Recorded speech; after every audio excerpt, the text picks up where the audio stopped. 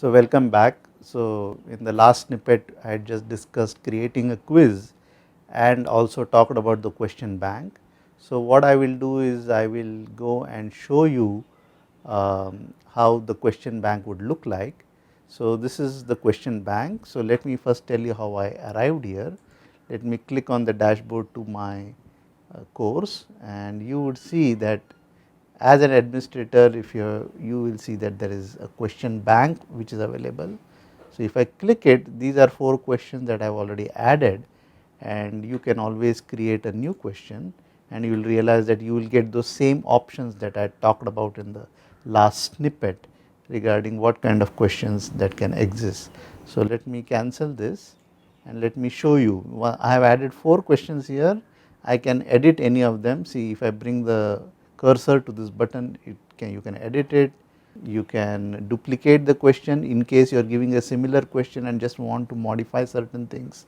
Okay. Similarly, you can preview the question, how does it look like if I save it, and then I can even delete it, of course. Let me actually edit a question and tell you what a question would look like. So I would think that somehow these are kind of the standard questions that I would look at.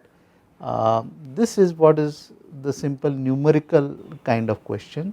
So let me just edit it, and if you add the question, this is what you would have seen.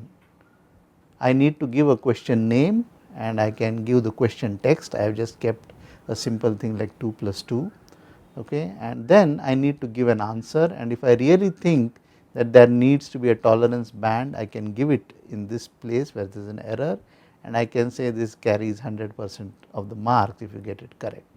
Okay. And you can also have unit handling. So for example, if you are calculating a force and you need to give Newton, one of the ways I do quizzes is I keep it reasonably simple, and I give the units myself, and I say write the answer in Newton or write the answer in kilonewton. So that way only a number has to be given, otherwise you can use this and even expect a unit, and this is what you can do with the unit. So you can have joules, kilojoules, a multiplier, and so on.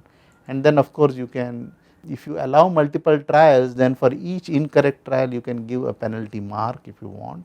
So this is only if you are allowing multiple trials for the same question, that if a person answers something, he or she, they will get a negative mark for that incorrect try, and then you can try again, and so on.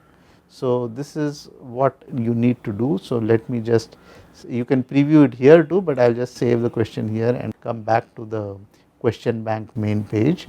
So I will say save changes, and I will just say I need to preview that question. So let me do it here, and this is what the question would look like, and you can actually test over many things here. For example, I write 4 and I can submit and finish, and it will tell me that it is correct, and that is what it shows. And I can, as an editor, I can actually start all over again. I can fill in some other answer. Let me say I fill in 7 and I submit and finish, and of course this time it will tell me wrong, and it gives me a feedback that the correct answer is 4. This is the default feedback, but I can always add feedback whatever I want. Let me start over again, and you can actually make it fill the correct answers just by saying fill in the correct responses. So you can do this with literally every question that is there, and here there is a deferred feedback that we had chosen by default, and we can change these options as and when required. Now let me see, here you can see that this is a multiple choice question, and if I bring the cursor here, it is a multiple choice question.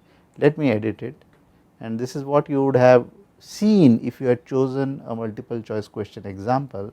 You would have needed to fill in a question name and write the text. So for example, I have used a thermodynamics question here, which of the following is an outcome of the second law, and I could have either only one answer correct or multiple answer correct, and I would need to give the choices. So choice 1 is something, and here is where you write the feedback. If someone chooses this, and if this is the incorrect answer, you need to tell why this is incorrect, or this is incorrect and why student was probably thinking that this is a correct answer. Okay. If there are more than one correct answers, I can actually allot 50% of the grades to the 2 correct answers. So, only if both are chosen you get 100%. There are other options available which are not here right now, where it is all or none, that is unless you choose all the correct answers you will not get the full grade. That means if there are 2 correct answers and you choose only one of them, you will still get 0, that is because you need to mark all of the correct answers. So, you can do that. So, this is how you put in, and if you want to have more choices you can choose blanks and add far more choices than you want, okay, and this is what you will get, and then you can have a combined feedback at the end of the whole exercise. That means for the entire question you can give, your answer is correct or your answer is partially correct.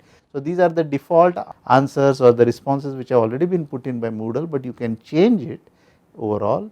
You can, of course, I said that if you allow multiple trials you can give penalties and so on. So, you save this and I will just get back to the question. Now, this is a match the type of question where I have, let me edit it, and this is, I give the question name certain things, like let us say it is species here, and the question text is what species do each of the following belong to, and then you come here and I say okay, question 1 is just simple, whether cat is a mammal or a reptile or an amphibian. So, I say cat, the answer is mammal, dog, the answer is a mammal, frog is amphibious, crow belongs to the birds, the cobra is a reptile, and so on, and I can add far more questions here. Again I can have combined feedbacks, multiple trials, but I can preview and see what is going on. So, this is how it looks like. I need to choose, you realize that now things have been shuffled here, this is not the order in which I had filled in things, but it does not matter, and you see dog, it gives 4 options, it is wise enough to figure out that mammal has been entered 3 times. So, it just says either you choose mammal, amphibian, aves or reptile.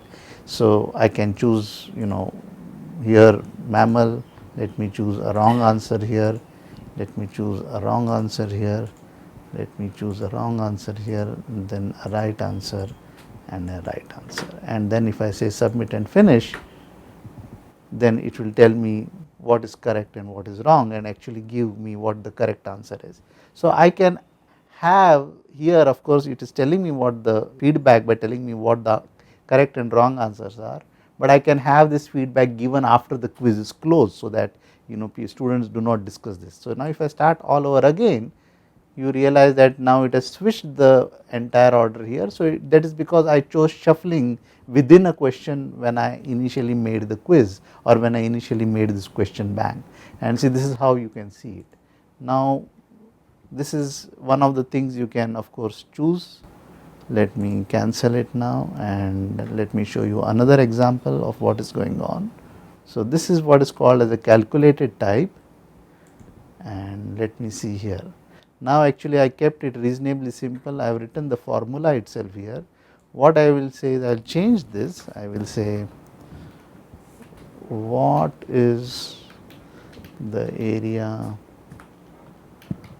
of a rectangle with sides A and B. So, you notice that I have put A and B in curly braces. So, these are what are called as wild cards here, and you need to give a formula for this. So, here of course, earlier I had done an addition, let me put the area is a multiplication, and if there is a tolerance you can change it if you want, you say everyone should know what a multiplication should be. So, what this does is that by default now A and B, it will change these numbers, Moodle will do it itself and it will change these numbers, and a lot of people when they are attempting, everyone sees a different set of numbers. So, if you want to test a particular kind of formulae, whether the student knows it or not, then you can give such a type of question. Every time a new attempt is made, a different set of variables are put in, or the values of the variables are different, and you will get a different answer which Moodle knows. So, this part about feedback and unit handling, units we have already done. So, let me say save and continue editing. So, now what I did was I just saved it, and now it asks me that what do I do with wildcard A and B? So, I will need to use, let us say, some kind of a data set. Let me say I need a fresh data set, okay. And then there are other options available here. I will just say do not synchronize, because this synchronization is based on, let us say there is a set of questions and one question follows the other, then there is some synchronization, let us say if needed, if the current question is based on data set which is used in a past question, and that is why there is a certain amount of synchronization needed. Let me just say next page, and now it says I need to fill in the values. So, for example, it says for wildcard A it has chosen 8.3 with minimum and maximum. I can choose this wildcard B, okay, and you can, it tells you exactly what has been done here, 8.3 multiplied by 7.2, and this is the answer. And then this is what I must do. So, I will say I will add this item, okay, and then I can continue. It gives me a new set of values between these limits. I can add this item and so on, and I create a lot of sets. So, you see I created set 1, set 2 and so on, and it can create, randomly it will choose within whatever limits. Here it has set limits 1 and 10, but you can set limits to 1 and 100, and you can have far more values. I say I do not even want decimal places now, because let me not have 3.1 and so on, no decimal places. So, that I will say I need a separate, so I add this item, and now it has given me 29 and 8, I add that and so on. So, I have a lot of such sets, and then I just say I will save this and I will preview. So, what is the, so it has given me 12 and 10. So, you can fill in the correct answer, it will show you what is going on, okay, submit and finish. So, of course, if you want you can start all over again, it will give you now the same set of this. Let me close the preview and start a new preview, okay. So, 5 and 86. So, between 1 and 100, these are choices that I need to choose, and you have different answers that can be possible, because you have chosen that between 1 and 100 A and B can lie, and you can fill in whatever you want. Let me see, it is 100 or 1000, and I say submit and finish, and of course, this does not match the correct answer. So, it will tell you things are wrong. So, this is how you can go ahead and save answers, and if I want I can add new questions, and you see you can add true and false. You can have calculated with multiple choice, and if you are expecting descriptive answers you can have essays and so on. So, let me cancel this and let me actually go to a quiz that I have already created. So, I had created quiz 1. So, this is the quiz, and I had used those 4 questions that I had already shown you, and it showed me that the quiz is already over. So, let me go and edit it so that I can make it available to me right now. Okay, edit the setting, and I will just say I will change the time so that I will change the end time for closing the quiz, and time limit I will still set at 10. Say save and return to the course, so that I can take this quiz right now. This is what I have. So, now it says that I have time of 10 minutes to, and I have only one attempt, and I preview this quiz. So, it says I can start the attempt here. So, let me fill in wrong answers, and now you see that it is giving me this certainty. So, if I really do not know how to multiply, but still I seem to be very confident, let me say that I am very confident that this answer is correct. Okay, and now I will choose everything wrong here still. This is amphibious,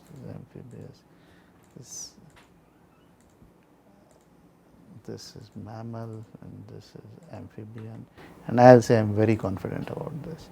And here let me choose a wrong answer again, and I will say I am very confident about this, and I will say 2 plus 2 is 10, and I will say I am very confident about this. So, if I click this, I can, answers have been saved, I can say submit all and finish, and you see that it will give me a feedback now. Now, it will tell me, because I was overconfident and that too all on the wrong answers, what it actually does is it starts giving me negative marks. So, ideally, if your answers are wrong, there are 4 questions, I would have got 0 and 4, which is the mark should have been 0 and 4, and grade out of 10 would have been just scaled. So, for example, if I had got 1 on 4, it would have been 2.5 on 10. If I had got 2 on 4, it would have been 5 on 10. So, this grade is just a scaled version of these marks, but you notice that I seem to have got minus 24 here. This is because if I give a wrong answer and I chose a very high confidence level, then it actually starts giving me a lot of negative marks, and if I am very confident about a correct answer, it actually multiplies. I think it gives you 4 times the marks, and if you have very low confidence, that is the least, you choose C1, and if you give a right answer, it gives you 1 mark, if you give a wrong answer, it gives you 0. So, the least confident would behave as if it was a normal quiz, whereas if you are very strongly confident, okay, and if you give a wrong answer, you will actually be penalized heavily for it, and if you exactly know what you know, then you will be given extra marks. So, this is a method to test whether you really know what you know, or you think, or you are pretty confident about things that you think you know, but they are all wrong, and this gives you a reasonably good idea, this kind of a CBM measure. So, I hope you got an understanding of what kind of questions can be set. You can set the timings, you can set the limit that the student, or the number of attempts that the student can take the exam, you can set a time limit once he starts taking the exam, you can even test the student's confidence, and if you want the students to learn really, then maybe you can allow a lot of attempts with good feedback, and maybe you can, even if you realize that they are collaborating with each other, if the initial quizzes can always be in such a fashion where there are enough calculations to be done, enough understanding to be had, and they can collaborate, their learning increases, and whenever you want really good quizzes which will be marked for higher grades, then you can have it in a classroom environment using the same facility. Everyone has a laptop or a computer connected to Moodle, and then they can do it individually, the questions can be shuffled, the choices can be shuffled, and so on, and you can really use the Moodle interface very well to hold a quiz. So, I hope you realize how good this facility is that Moodle provides. Thank you.